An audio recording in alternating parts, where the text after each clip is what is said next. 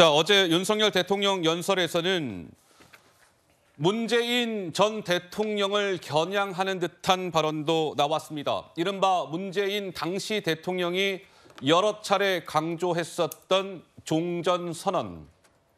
이것과 관련해서 윤 대통령은 저것은 허황된 가짜 평화 주장이었습니다. 이렇게 주장을 했습니다. 한번 들어보시죠. 한반도에서 전쟁은 완전히 그리고 영구적으로 종식되어야 합니다. 그 시작은 평화에 대한 서로의 의지를 확인할 수 있는 한반도 종전선언이라고 믿습니다. 반국가 세력들은 핵 무장을 고도화하는 북한 공산 집단에 대하여 유엔 안보리 제재를 풀어달라고 읍소하고 유엔사를 해체하는 종전선언을 노래 부르고 다녔습니다. 우리를 침략하려는 적의 선의를 믿어야 한다는 허황된 가짜 평화 주장이었습니다. 네, 전현 대통령이 등장을 했습니다. 고자홍 차장님 어떻게 들으셨어요? 네, 이 안보에 대한 입장 차가 이게 극명하게 드러나는 대목이 아닌가 하는 생각이 듭니다. 문재인 전 대통령은 종전선언을 하면 한반도에 평화와 번영이 찾아올 것처럼 얘기를 했습니다. 시작은 했습니다만 결국 종전선언 이끌어내지 못했죠. 왜 못했습니까? 그 당사자가 우리나라가 아니었기 때문입니다. 우리가 할 수 없는 걸 하려다가 결국 대한민국 안보는 어떻게 됐습니까? 북핵은 고도화되고 미사일도 고도화되지 않았습니까? 대한민국의 안보가 더 어려워졌습니다. 저는 그것에 대해서 윤석열 대통령이 새로운 정부가 출범한 이후에 그걸 지금 바로잡고 있는 과정이라고 보여집니다. 단호하게 대응하고 북핵과 미사일에 대해서는 어떠한 경우에도 막아낼 수 있다는 안보를 철저히 한 다음에 한반도 문제를 어떻게 풀어갈 것인지에 대한 해법을 제시하면 된다고 봅니다.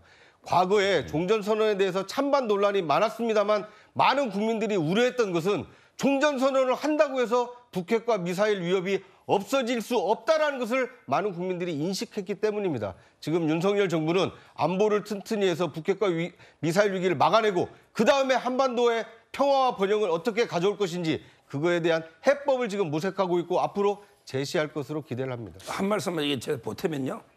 역사를 보면요. 전쟁이 제일 많이 난 나라가 있어요. 그게 바로 이제 그 불가침 협정을 맺은 나라들. 서로에게 침략하지 말자. 불가침 협정 맺은 나라들 사이에서 전쟁이 제일 많이 났습니다. 이 말은 이게 평화는요. 종이 위에 잉크로 지켜지는 게 아닙니다. 종전선언 100번 1000번 해보세요. 평화협정 100번 1000번 해도 이게 평화 안 옵니다.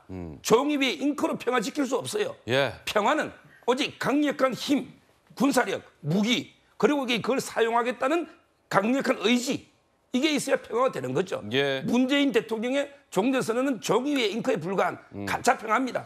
자, 그래서 윤 대통령의 어제 저러한 좀 강경한 연설 내용과 관련해서 야당에서는 또 이런 주장도 나왔습니다. 아니, 윤 대통령이 문재인 정부를 뭐 반국가 세력이다 이렇게 지칭을 했는데 그렇다면 윤석열 대통령은 왜 문재인 정부 시절에 반국가 세력인 문재인 정부 시절에 검찰총장을 한 것입니까? 뭐 이런 취지의 주장입니다. 직접 한번 들어보실까요? 정말 도를 넘어도 한참 넘었고 그 자기는 그 반국가 세력에 가서 그 요직의 검찰총장은 왜 했어요? 그건 해선 안 될 말이고 점점 더 극우에 이렇게 포획돼 가는 느낌이에요. 너무 깊숙이 어떤 그 극우 쪽으로 이렇게 빨려 들어간다는 느낌을 받아요. 문재인 정부 5년 동안 임명을 받았던 모든 사람들은 문재인 대통령의 헌법에 반한 여러 가지 행동에 대해서 어떤 의견을 표현할 자유가 전혀 없다고 당신은 그때부터 임명을 받았으니까 그런 말 하는 것이 적합해라고 하는 질문은 이제 상당히 좀 잘못된 왜곡된 질문이라고 생각합니다. 글쎄요. 이승훈 변호사님 한 말씀 듣고 가죠. 저는 아무리 문재인 대통령과 야당이 밉다고 하더라도 윤석열 대통령이 군부 족제 시절도 아닌데 야당을 반국가 단체로 매도하는 것이 이게 지금 대한민국의 정치 발전을 위해서 이거 굉장히 나쁜 게 아닌가 생각이 들고요. 북한이 핵을 고도하고 미사일을 개발한 거 맞고 우리가 거기에 대해서 대응을 했고 예? 노무현 정부 때도 문재인 정부 때도 대응을 열심히 했습니다. 그리고 국방비도 더 늘렸고요. 그런데 이명박 박근혜 정부 때는 핵 미사일이 고도화되지 않았습니까? 마찬가지입니다. 근데 마치 종전선언이 효과가 있는지 여부를 떠나서 종전선언을 했다고 반국가단체라고 한다면 앞으로 북한과 평화적으로 대화하자. 이렇게 하면 간첩죄로 몰리는 거 아닌가요? 굉장히 저는 너무 극단적인 표현을 대통령이 썼다라고 보여지고요. 예. 지금 대한민국이 말 그대로 자유민주주의 체제입니다. 자유라고 하는 것은 자신만의 자유가 아니라 예. 상대의 표현의 자유도 존중되어야 되기 때문에 저는 대통령이 이렇게 극단적인 표현을 쓰는 것은 대한민국이 통합 시대로 가야 될 시기에 예. 굉장히 잘못된 표현을 한 것이다 이렇게 말씀드립니다. 알겠습니다. 자, 이승훈 변호사님 말씀까지 들었고요.